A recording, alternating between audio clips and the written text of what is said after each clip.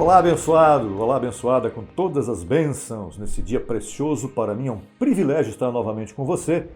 Você que está inscrito no canal Crescendo em Graça Brasil, e se você não se inscreveu ainda, faça um favor a você mesmo. Comece a pensar fora da caixinha, tá bom? Comece a pensar com a renovação que este evangelho, que esta palavra preciosa pode trazer para você. A linguagem é clara, nós vamos direto ao ponto desde já. O tema que nós trouxemos para você hoje, para compartilhar com você, é um dos temas mais falados no sistema religioso. Está baseado em João 3,16. Não é no Evangelho de Paulo, João, mas é um tema muito importante, onde nós vamos utilizar vários textos bíblicos rapidamente para você se contextualizar no que nós queremos falar. O tema é todo que nele crê. Já entendeu, né? Já entendeu, João 3,16. Para que todo aquele que nele crê não pereça. Esse é o texto mesmo. É uma coluna do sistema religioso. As igrejas, chamadas igrejas, que na verdade não são, elas fazem, através dos seus líderes, apelo para as pessoas aceitarem Jesus usando esse texto. Deus te amou, vem à frente, venha receber Jesus. Quando na verdade esse texto não fala sobre isso. Eu vou ler agora João 3,16. Porque Deus amou o mundo de tal maneira que deu seu Filho unigênito, para que todo aquele que nele crê não se perca ou não pereça, mas tenha vida eterna. Primeiro, é bem importante, nós estamos aqui com alguns comentários que vêm dentro do próprio texto. Quem tem a apostila vai ver. Deus amou o mundo. Que mundo é esse? O mundo dos seus filhos, a boa semente. Nós vamos falar sobre isso já já. De tal maneira que deu seu Filho unigênito. Única geração. Jesus de Nazaré foi geração única do próprio Deus. Exclusiva. Para que todo aquele que nele crê, não é aquele que nele crer e não é aquele que nele creia. É aquele que nele crê. Já já você vai saber por quê. Não se perca. Não é? As traduções mais lidas são não pereça, mas a tradução da Reina Valera é não se perca, mas tenha vida eterna. A vida eterna ela começa aqui quando você aceita Jesus. Nós vamos falar sobre isso tudo a partir de agora, rapidamente. Número 1. Aqui existem 4 comentários importantes. Número 1. Deus amou o mundo. E a pergunta que certamente você vai fazer e que eu já estou fazendo para você é: qual mundo Deus amou? Será que Deus amou o mundo onde tem as plantas, onde tem a natureza? Também. Mas será que é a isso que ele se refere aqui? Deus amou o mundo. Se você continuar o verso, você vai ver que não é o mundo da natureza, não é o cosmos que ele está falando aqui. Não é o mundo cosmos. E a primeira resposta está em Mateus 13,38, que diz: o campo é o mundo, cosmos. A boa semente são os filhos do reino. Isso aqui é uma parábola de Jesus de Nazaré. E o joio são os filhos do maligno. Veja, a boa semente são os filhos do reino. Que mundo Deus amou? O mundo onde estão os filhos do reino, onde estão os seus filhos nesse mundo. Então Deus sabe separar que mundo é esse que ele amou. A segunda resposta está em João 13,1, que diz: como havia amado aos seus, veja bem, como havia amado aos seus que estavam no mundo, os amou até o fim. Quem é que Deus amou? Que mundo que Deus amou? O mundo dos seus filhos, o mundo que ele conhece, o mundo dos filhos que foram chamados para a sua glória. O mundo que Deus amou é exatamente esse mundo. Número 2. Todo aquele que nele crê não pereça. Para que Deus amou o mundo? Para que todo aquele que nele crê, todo aquele que aceitar Jesus lá na congregação, eu aceito Jesus no meu coração? Não. Você não tem que aceitar Jesus. Quem é o que crê?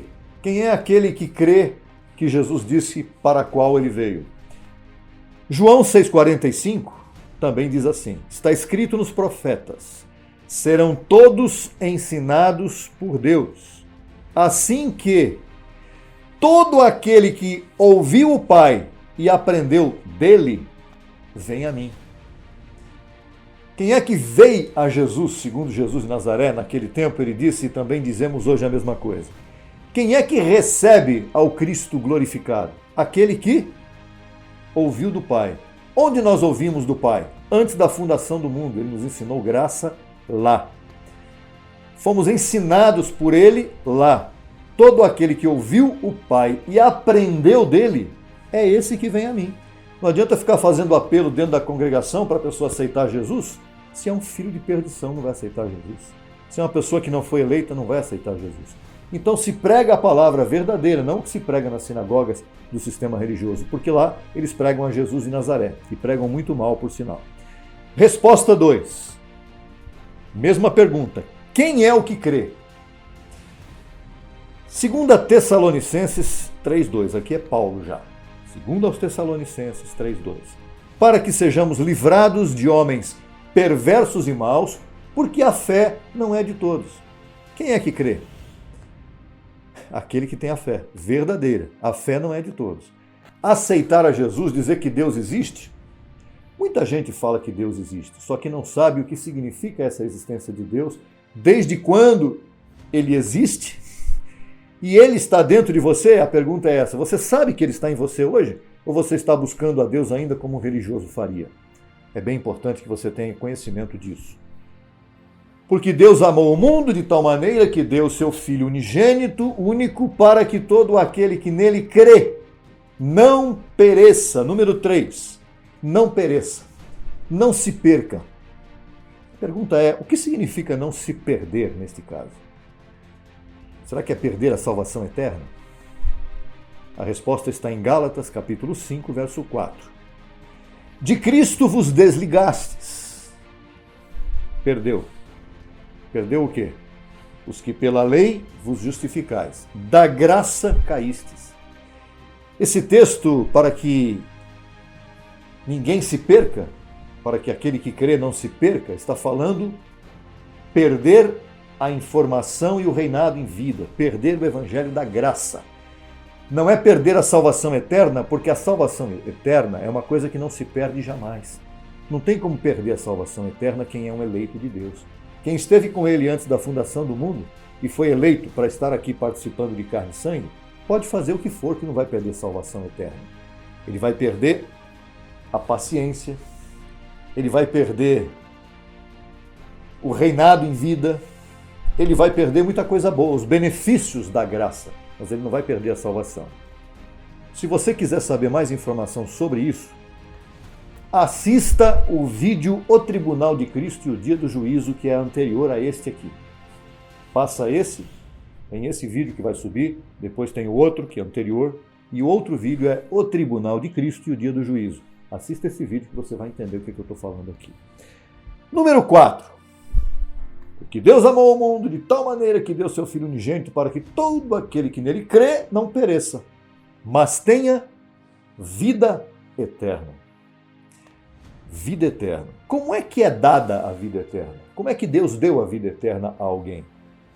A resposta está em Paulo, capítulo 2, capítulo 1 de 2ª carta de Paulo aos Timóteos. A Timóteo. Aos Timóteos não, era um Timóteo só. 2ª carta de Paulo a Timóteo, capítulo 1, verso 9. Quem nos salvou e chamou com chamamento santo, não conforme as nossas obras, senão segundo o seu propósito e a graça que nos foi dada em Cristo Jesus, quando? Antes dos tempos, dos séculos, antes de ter mundo, antes de ter dinossauro, antes de ter tudo, explosão, tudo. Ele nos escolheu lá e nos deu a sua graça em nossa mente. Ele nos ensinou. E é por isso que nós temos a salvação eterna. Agora tem um detalhe. Romanos 5,17 é a segunda resposta. Como é que é dada a vida eterna? Já está aí a explicação.